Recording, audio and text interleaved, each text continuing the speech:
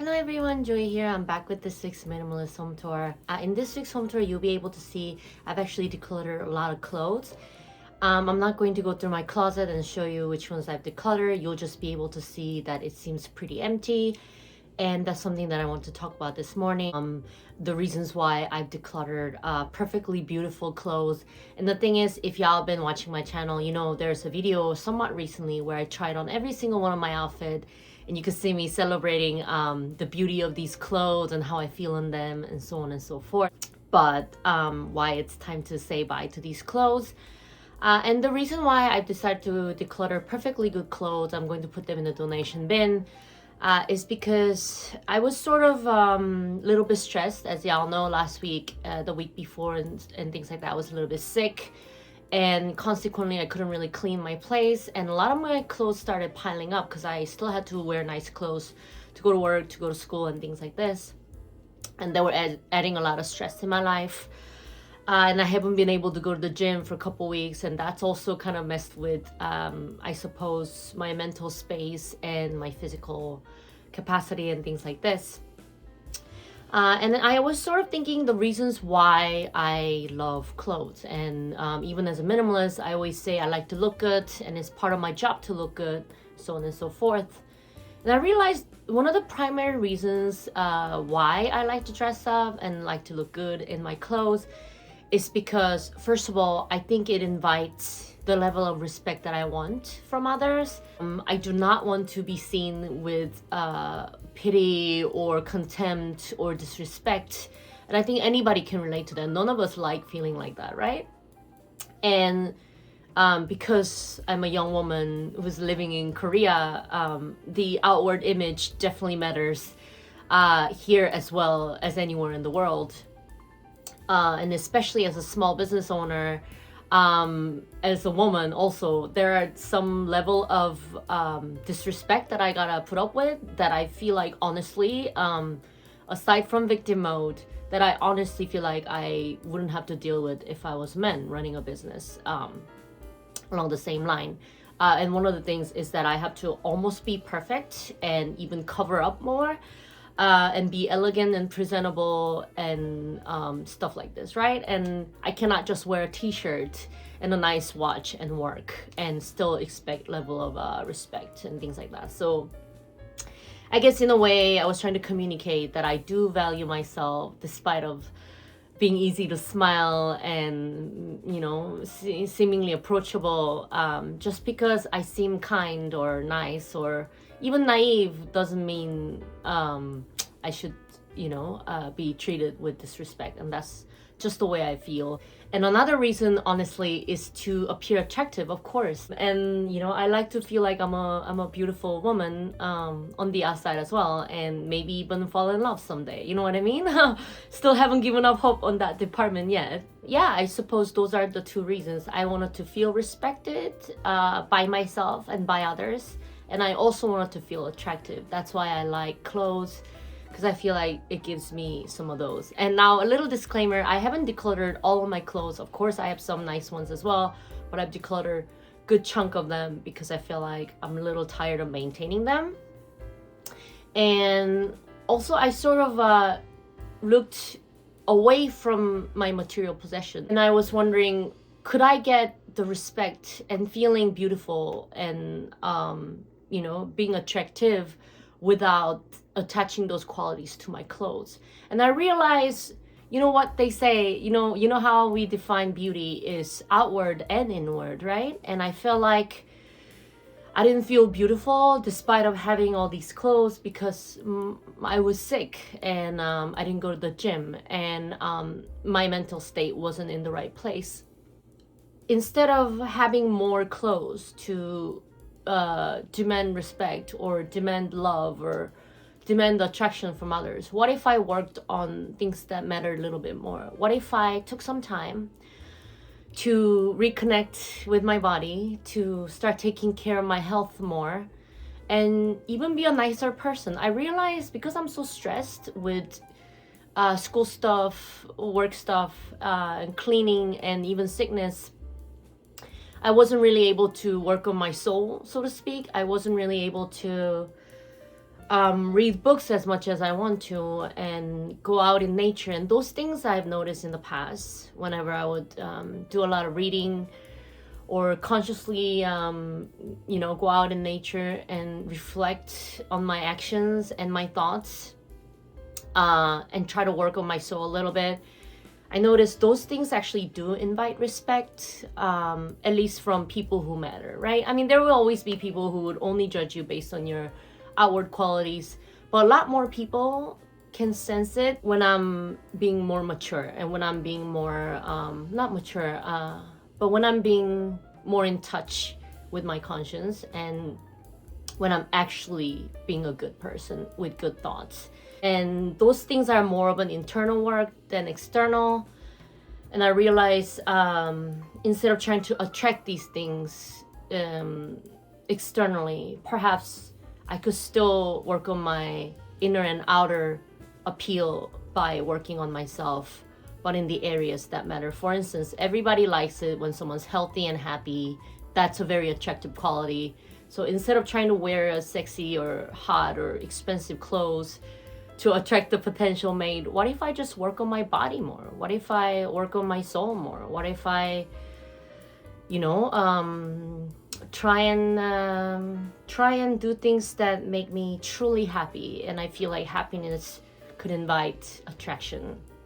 And when it comes to respect, I realize perhaps there are other things that I could do other than wearing nice clothes to invite respect. And one of the things that I notice a lot is I would have customers, men or women, who tell me things like, because there's a lot of older people in this area, who tell me things like, oh, I bet you only get male clients because you're attractive. The insinuation is I have no value other than the sexual value, right? And it's very infuriating. And I just got a little bit tired and I realized perhaps what I could work on is the energy that I put out, and perhaps maybe I'll work on a book that teaches me how to communicate and speak and behave in a way that doesn't invite that level of disrespect. Again, I would like to make it very clear that whenever someone says insulting statements like that, I know for a fact that that is on them and that is not my fault. Victim blaming is not cool at all. That being said, I think there are ways that I can work on my mental and emotional fortitude where it doesn't affect me as much whenever people disrespect my work or who I am like this. And I think the mental fortitude could be had by working on exercising, eating healthier, sleeping more, and perhaps working on my soul by reading more, and by trying and associate and learn from people that I do respect, who would never say things like that to me. And so long story short, this is a long intro. I'm hoping y'all skipped it if you didn't want to watch the intro. But what I'm saying is I realized a lot of the times for me personally, and I'm pretty sure for other people as well, our material possessions or our external things, our cars, our clothes, our bags, our houses, whatever, businesses, those things could just be a protective armor for us, to protect us from human fallacy and shortcomings.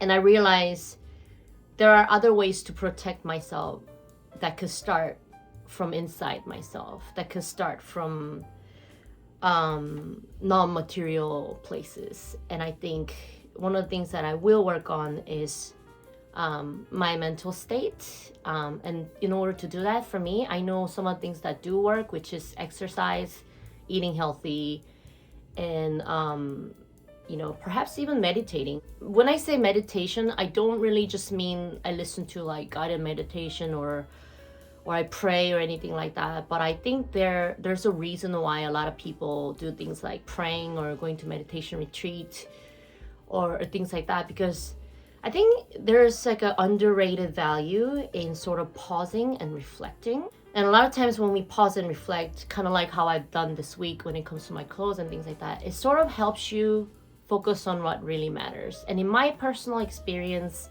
meditating for me is just pausing and maybe taking a day off, walking or sitting at a beautiful cafe, sunny cafe at that, and sort of looking inward and asking myself, why are you unhappy? Or why do you have this anger in you? Or you know, things like that. Yeah, checking in with myself. And that could be meditative. You know, I've tried meditation in the past where you just breathe, you know, for 5 or 10 minutes, and I've realized just taking a pause and really reflecting, it's a form of meditation. And for some people that could come in the form of yoga, like I said, or like praying or a breathing or whatever it might be. And I think I really need to do that and get in touch with myself, essentially. I just want people to understand decluttering clothes and things like that, although it might seem pretty rash, it's like, why would she just get rid of it?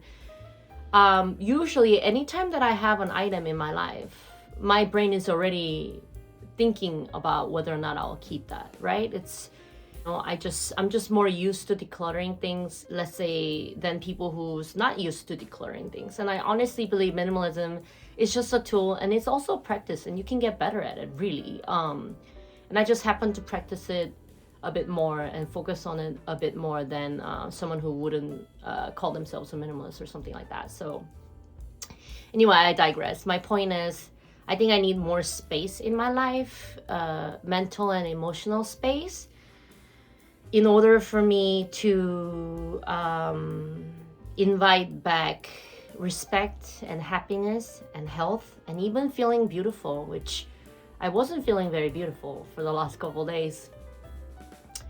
To invite these core non-tangible things.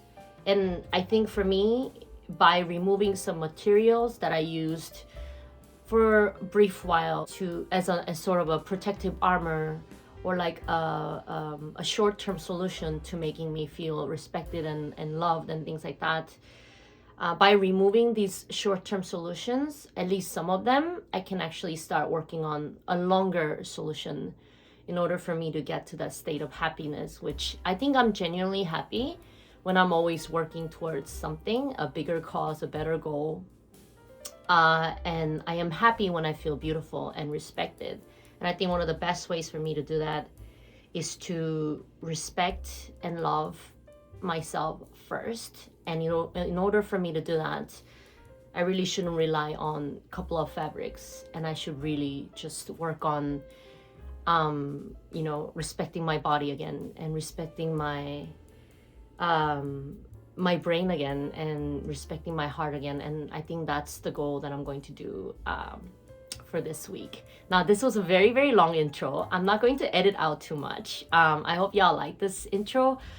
This week's home tour would be pretty short, so enjoy. And I'll catch you guys in the outro. So we will start this week's tour in the living room as usual. As you can see, my house is somewhat clean. I've just done a huge batch of laundry, as you can see, and I'm getting ready for bed before school tomorrow. Over here on this corner, you can see the school supply, some painting, and these are the clothes that I'm going to actually donate, get rid of, things like that I put away in this bag. And there's my backpack, of course. And you can see I'm just about to pass out after filming this video, so that's my bed. And of course I have my squeak snack and some water, so on and so forth. And over here is sort of my closet area. I hang some of my clothes, whoopsie.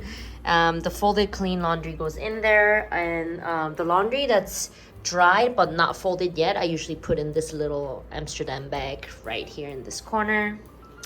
And that, my friends, is sort of my living room situation.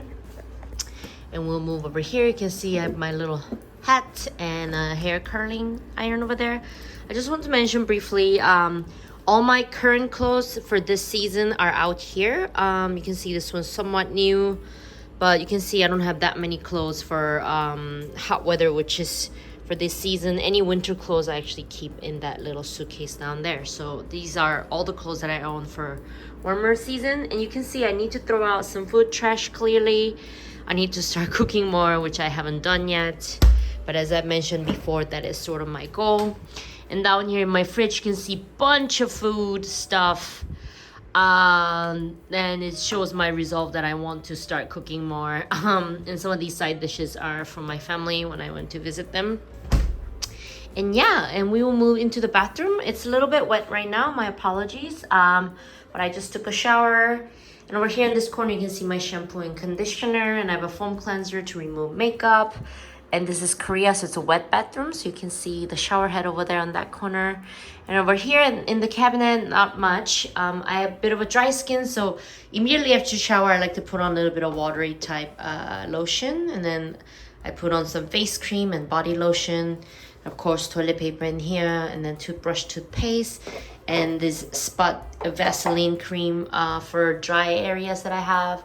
And over here you can see I've got my razor and extra toothpaste and a hairbrush, and that's pretty much everything that's in my bathroom cabinet. And of course down here you can see the mold killing solution and scrubbers. And yeah, let's just go into the kitchen.